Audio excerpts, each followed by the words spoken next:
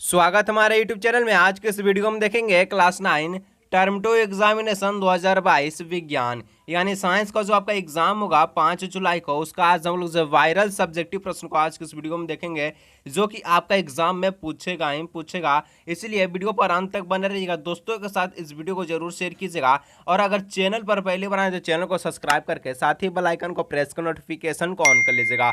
और आज के इस वीडियो को शुरू से लेकर अंत तक देखिएगा, हर एक प्रश्न को अच्छी तरह से देखिएगा, क्योंकि आज की वीडियो आपके एग्जाम के लिए 5 जुलाई को एग्जाम के लिए बहुत इंपॉर्टेंट होने वाला है। और किसको किसको न्यूमेरिकल का वीडियो चाहिए एक बार कमेंट में जरूर बताइएगा, क्योंकि न्यूमेरिकल का एक धाकड़ ट्रिक के साथ जो वीडियो आने वाला है, जिसमें आपको सभी प्रकार के न्यूमेरिकल बताया जाएगा और एक भी प्रश्न न्यूमेरिकल से छूटने वाला नहीं है। तो किसको किसको न्यूमेरिकल का वीडियो चाहिए एक बार कमेंट में जरूर बताइएगा। और आज के इस वीडियो में शुरू से लेकर अंत तक बने रहेगा, क्योंकि हर एक प्रश्न आपके एग्जाम के लिए आज के इस वीडियो का बहुत इंपॉर्टेंट है, क्योंकि आपके एग्जाम में प्रश्न पूछेगा ही पूछेगा। तो दोस्तों के साथ इस वीडियो को जरूर शेयर कीजिएगा।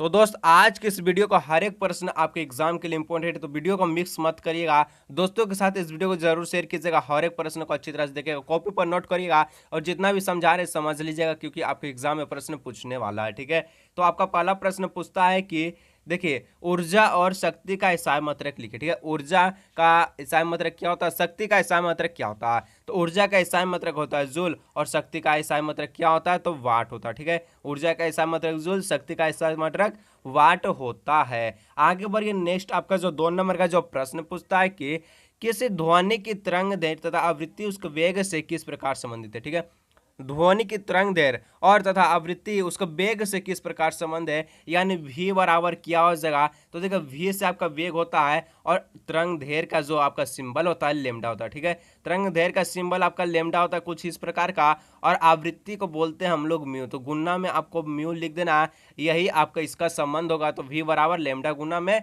म्यू हो जाएगा, जो कि v आपका तरंग दैर्घ्य है और आपका जो लेमडा भी आपका जो वेग है और लेमडा आपका तरंग दैर्घ्य और आपका म्यू जो आपका जो आवृत्ति हो जाएगा। तो देखिए, इसको आप कर लीजिए, हम बता रहे हैं फिर से वही वाला आपको है।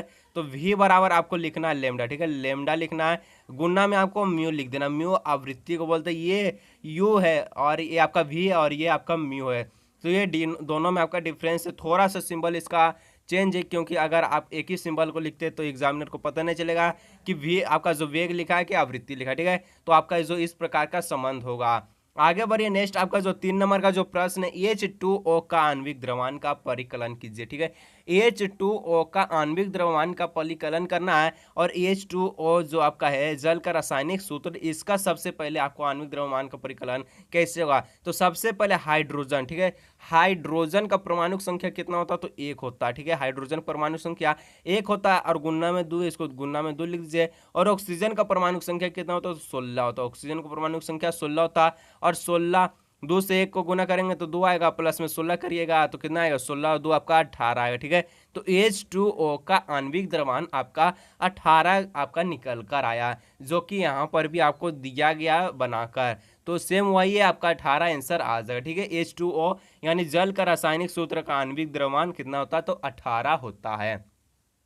आगे बढ़िए, नेक्स्ट आपका जो 4 नंबर का जो प्रश्न है, 1 मोल से आप क्या समझते हैं। ठीक है, 1 मोल से आप क्या समझते हैं और किसी भी पदार्थ में उपस्थित कणों की संख्या को उसको मोल कहते हैं, यानी किसी भी पदार्थ में उपस्थित कणों की संख्या को क्या कहते हैं, तो मोल कहते हैं। और 1 मोल बराबर होता है 6.022 इंटू 10 का पावर कितना, 10 का पावर 23। यही आपका 1 मोल बराबर हो जाएगा। अगर एग्जाम में सिर्फ पूछेगा कि 1 मोल बराबर कितना होता है, तो 1 मोल बराबर आपका होता है 6.022 इंटू 10 का पावर 23 होता है आपका। ठीक है, नेक्स्ट देखिए 9 नंबर का जो आपका जो 5 नंबर का जो प्रश्न पूछता है, नाइट्रोजन स्थिरीकरण किस जीवाणु के द्वारा किया जाता है। ठीक है, जो आपका नाइट्रोजन स्थिरीकरण होता है, ये किस जीवाणु के द्वारा किया जाता है, तो जीवाणु का क्या नाम है, तो एजोवेक्टर और जो एजोस्पिरिलियम, ये दो आपका जो जीवाणु का नाम है, क्या नाम है, तो एजोटोबैक्टर और एजोस्पिरिलियम, ये आपका जीवाणु का नाम है जिसके द्वारा नाइट्रोजन स्थिरीकरण होता है। ठीक है, आगे बढ़िए, नेक्स्ट आपका 6 नंबर का जो प्रश्न पूछता है कि एड्स नामक बीमारी किस विषाणु के कारण होती है। एड्स जो नामक जो बीमारी है किस विषाणु के कारण होती है, विषाणु का नाम है ह्यूमन ड्यूनो डिफिशियंसी वायरस। ये आपका जो एक बीमारी जो आपका विषाणु का नाम है जिसके द्वारा एड्स नामक बीमारी फैलता है। ठीक है, आगे बढ़ गया, नेक्स्ट आपका जो 7 नंबर का जो प्रश्न है वायुमंडल में कितने प्रतिशत नाइट्रोजन पाया जाता है। ये आप बच्चा से पढ़ते आ रहे कि वायुमंडल में 78% नाइट्रोजन जो पाया जाता है, जो कि वायुमंडल में सबसे अधिक मात्रा में नाइट्रोजन ही पाया जाता है। और ये रहा आपका सेक्शन ए। और सेक्शन ए में आपका जो 7 प्रश्न पूछेगा, 5 का उत्तर देना, 1 प्रश्न पर 2 नंबर। और कुल आपका जो सेक्शन ए से 10 प्रश्न आएगा एग्जाम में, 7 प्रश्न आपको जो दिखाए हैं उसमें से आपका जो 2 प्रश्न आपका एग्जाम में पूछने वाला। ठीक है, तो 7 प्रश्न को ऊपर वाला को अच्छी तरह से देखिएगा, क्योंकि आपका जो यहाँ से 4 नंबर जो आपका वहां से आपको जो मिलने वाला 4 नंबर कोई नहीं रोक सकता, 4 नंबर आपका एग्जाम में पूछने वाला है। तो आपको जो है 7 प्रश्न को एक बार और रिवाइज कर लीजिएगा जो मैं बताया हूँ। ठीक है, आगे देखिए नेक्स्ट सेक्शन बी। ठीक है, इसमें 15 नंबर, यानी इसमें भी 7 को पूछेगा, 5 को उत्तर देना है, 3 प्रश्न, 1 प्रश्न पर 3, कुल आपका जो 15 नंबर। और इसमें भी कितना प्रश्न आएगा मैं आपको वीडियो के अंत में बता दूंगा। ठीक है, तो आपका जो प्रश्न पूछता है, एक जूल को परिभाषित कीजिए और उस भौतिक राशि का नाम बताइए जिसका इकाई मात्रा एक जूल है। ठीक है, तो ये जब किसी वस्तु पर 1 न्यूटन बल लगाने में 1 मीटर का विस्थापन होता है तो उसे एक जूल कार्य कहते हैं और कार्य का इकाई मात्रा एक जूल होता है। यानी आपको जो इसमें बताना है कि 1 जूल को परिभाषित करना है, तो जूल किसका इकाई मात्रक है, तो जूल आपका जो कार्य का, यानी आपका जो W बराबर हो जाएगा आपको इसमें देखिए, अगर W बराबर आपका फॉर्मूला हो तो कार्य बराबर कितना होता है, बल गुना विस्थापन, यानी F गुना S होता है। F आपका जो बल है और S आपका विस्थापन है, और इसमें F 1 दिया है और आपका जो S भी 1 दिया है, तो आपका कार्य कितना हो जाएगा, W भी आपका 1 गुना 1 करेंगे तो आपका 1 हो जाएगा, यानी 1 जूल हो जाएगा। और कार्य का इकाई मात्रक ही जूल होता है। ठीक है, आगे बढ़िए नेक्स्ट आपका जो 9 नंबर का जो प्रश्न है, किसी दिए हुए माध्यम में एक ध्वनि तरंग की आवृत्ति 220 हर्ट्ज तथा वेग 440 मीटर प्रति सेकेंड है, तो इसकी तरंग दैर्घ्य की गणना करें। ठीक है, किसी भी माध्यम में तो ध्वनि की क्या बोला, आवृत्ति दिया। ठीक है, यहाँ पर आपको जो म्यू कितना दिया है, 220 दिया है यानी आवृत्ति, और अब आपका जो वेग जो 440 दिया है और तरंग दैर्घ्य बताया है। तो मैंने आपको शुरू में इसका फॉर्मूला बताया था, v बराबर क्या होता है, तो आपका तरंग दैर्घ्य गुना में आवृत्ति होता। ठीक है, और इसमें आपको जो भी दिया है, तरंग दैर्घ्य निकालना है और आवृत्ति आपको दिया, तो किस प्रकार निकलेगा। तो देखिए आपका जो आवृत्ति 220 था और वेग 440 था। ठीक है, तो वेग बराबर क्या होता है, तरंग दैर्घ्य गुना में आवृत्ति, तो वेग आपका 440, तो 440 को लिखिए, बराबर में तरंग दैर्घ्य निकाला था, लेमडा को साइन दे दीजिए, गुना में आवृत्ति आपका कितना था, तो 220 यहाँ दिया है। ठीक है, तो लेमडा बराबर कितना हो जाए, लेमडा बराबर आपका जो यहाँ 440 लिखिएगा ऊपर में, नीचे में आपको जो 220 दीजिएगा, और इसको अगर आप काटते हैं तो कितना बार में कटता है, तो ये आपका 2 बार में कटता है। ठीक है, तो लेमडा आपका कितना हो जाएगा, 2 हो जाएगा, 2 क्या हो जाएगा, 2 मीटर आपका लेमडा हो जाएगा। ठीक है, यानी तरंग दैर्घ्य आपका 2 मीटर निकल कर आया। तो देखिए आपका जो नेक्स्ट 10 नंबर का जो प्रश्न पूछता है कि 46 ग्राम सोडियम परमाणु में कणों की संख्या ज्ञात कीजिए। ठीक है, तो इसमें आपको जो 46 ग्राम जो सोडियम जो परमाणु संख्या में कणों की संख्या ज्ञात करना है, तो इसका आपका जो फॉर्मूला होता है, कणों की संख्या बराबर आपको जो आपका दिया गया द्रव्यमान, यानी छोटा m बटा में मोलर द्रव्यमान और गुना में अवोगाड्रो संख्या होता है। ठीक है, अवोगाड्रो संख्या का मान होता है आपका 6.022 इंटू 10 का पावर आपका जो 23 होता है, यह अवोगाड्रो संख्या का मान होता है।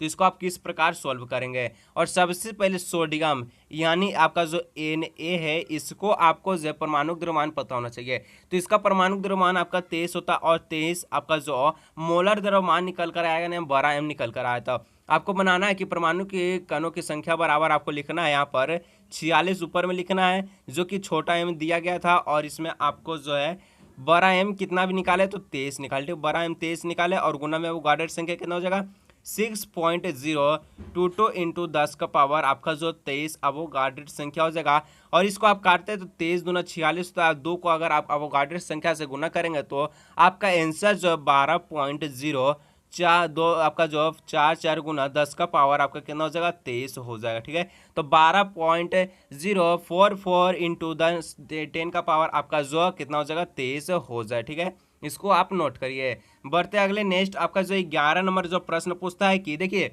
जितना भी प्रश्न बता रहे हैं, हर एक प्रश्न आपके एग्जाम के लिए इंपॉर्टेंट है, क्योंकि आज के इस वीडियो से आपका एग्जाम में प्रश्न पूछने वाला है। ठीक है, तो देखिए आपका जो प्रश्न पूछता है, थॉमसन के परमाणु मॉडल की व्याख्या करिए। तो थॉमसन के परमाणु मॉडल के अनुसार परमाणु एक धनावेशित गोला जिसका निर्माण प्रोटॉन से मिलकर होता है, और आपको जो है और ऋण आवेश युक्त इलेक्ट्रॉन इसमें बिना किसी विशिष्ट विन्यास के धंसे होते हैं। जब जो आपका थॉमसन का जो परमाणु मॉडल था तो ये किस प्रकार का जो मॉडल दिखाया था, तो ये आपका तरबूज दिखाया था, ठीक है, तरबूज दिखा था। और इसमें ये बताया था कि किस प्रकार इलेक्ट्रॉन जो है तरबूज में जिसका बिया है उसको बिचा की तरह वो धंसे हुए रहता है, जो कि काला काला जो तरबूज का जो बिचा रहता है, इसी प्रकार इलेक्ट्रॉन जो है इसमें धंसे रहते हैं। यही इनका जो मॉडल था, ठीक है। तो ये आप समझकर भी लिख सकते हैं कि किस प्रकार इनका जो थॉमसन का परमाणु मॉडल था। आगे बढ़िए, नेक्स्ट आपका जो प्रश्न पूछता 12 नंबर की, 0.5 मोल ऑक्सीजन के अणु का द्रव्यमान कितना होगा, ठीक है। 0.5 मोल ऑक्सीजन का अणु का द्रव्यमान कितना होगा, तो इसमें आपको जो मोल दिया है, कितना दिया है, 0.5 दिया है। और मोल बराबर आपका जो होता है छोटा एम गुना में बटा में बड़ा एम, और छोटा एम आपका द्रव्यमान हो गया और बड़ा एम आपका जो मोलर द्रव्यमान हो गया, ठीक है।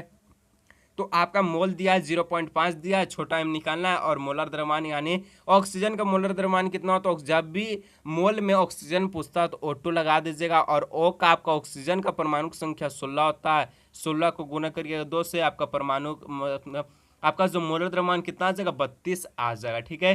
तो परमाणु आपका जो मोलर द्रव्यमान 32 आया तो आपका 0.5 मोल लिखना है, बट बराबर में बड़ा आपका जो छोटा एम निकालना है, और मोलर द्रव्यमान अभी कितना निकाले, तो 32 निकाले। और एम बराबर आप करिएगा तो 0.5 को गुना से 32 को करिएगा तो ये आपका जो आंसर आएगा 16 आ जाएगा। 16 क्या आएगा, तो ग्राम आ जाएगा। इसको गुना कर देख लीजिए, 16 आंसर आपका आएगा। 0.5 को गुना करना है 32, ठीक है, ये 0 है। 0.5 को आपको गुना करना है किससे, 32 से, आपका क्या है, 0, ठीक है। तो इसको आपका आंसर क्या आएगा, 16 आ जाएगा। आगे बढ़िए, नेक्स्ट आपका जो 13 नंबर का जो प्रश्न है कि प्रतिरक्षीकरण किया, ठीक है, प्रतिरक्षीकरण किया, तो इसका उत्तर हो जाएगा जब किसी वैक्सीन के टीके का उपयोग करके शरीर के अंदर सूक्ष्म जीवों को मारकर या उनके प्रवेश पर रोक लगाए जाते हैं, तो इससे शरीर की प्रतिरोध क्षमता बढ़ जाती है और शरीर में रोगों से जो लड़ने की क्षमता का विकास करने उसकी प्रक्रिया को जो प्रतिरक्षीकरण है ये कहते हैं। मतलब प्रतिरक्षीकरण क्या, तो प्रतिरक्षीकरण जो एक प्रकार का जो वैक्सीन व टीका के उपयोग के द्वारा जो हमारे शरीर में जितना भी सूक्ष्म जीव है उसे मारने पर और उसके जो है प्रवेश यानी उसको बढ़ने पर रोक लगाया जाता है, इसी को क्या कहते हैं, तो प्रतिरक्षीकरण कहते हैं। अपना लाइन में आंसर लिखेगा, कोई दिक्कत नहीं है। और आज के इस वीडियो का आपका जो आखिरी प्रश्न है कि जो आपका जो पूछता है कि जल प्रदूषण के 3 कारण बताए, ठीक है, जल प्रदूषण के 3 कारण बताइए, आपका जो वीडियो का आखिरी प्रश्न है। तो आपका इसका उत्तर हो जाएगा जल प्रदूषण के 3 कारण निम्नलिखित है, और पहला है आपका जो औद्योगिक कारण, ठीक है। तो उद्योग से निकलते हुए रासायनिक विभिन्न नदी नालों में मिल जाते हैं और जल को दूषित करते हैं।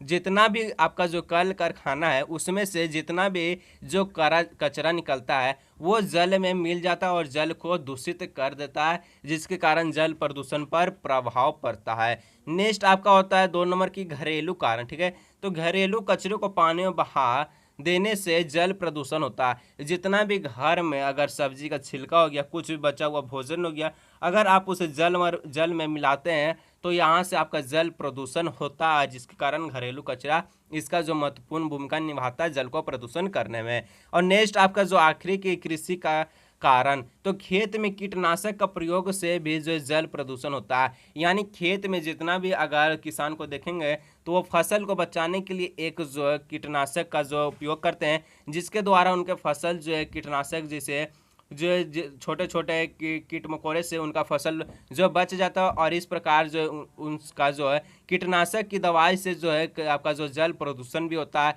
तो इसमें आपका जो कृषि का कारण भी, इसमें खेतों में कीटनाशक प्रयोग होने से भी जल को जो क्या होता है, प्रदूषण होता है। और ये आपका जो जितना भी 8 से लेकर 14 तक का भी प्रश्न बताएं सब आपका 3 नंबर प्रश्न, और आपको इसमें से आपका जो 2 प्रश्न एग्जाम में आने वाला, ठीक है, 2 प्रश्न आपका एग्जाम में आने वाला है। तो कुल आपका इसमें 6 नंबर हो गया, और ऊपर में आपको जो 4 नंबर बताएं तो 4 और प्लस 6 कितना हो गया, 10 नंबर। तो 10 नंबर आज की इस वीडियो से आपको एग्जाम में आने वाला है। और बची गया 30 नंबर, तो 30 नंबर कैसे आएगा कमेंट में जरूर बताएगा, और इसका मैं आपको वीडियो जल्द ही लाने वाला हूं। तो चैनल को जरूर सब्सक्राइब कर रखिएगा, दोस्तों के साथ इस वीडियो को जरूर शेयर कीजिए। तो चलिए मिलते हैं अगले नेक्स्ट वीडियो में। न्यूमेरिकल का वीडियो किसको किसको चाहिए एक बार कमेंट में जरूर बताइएगा।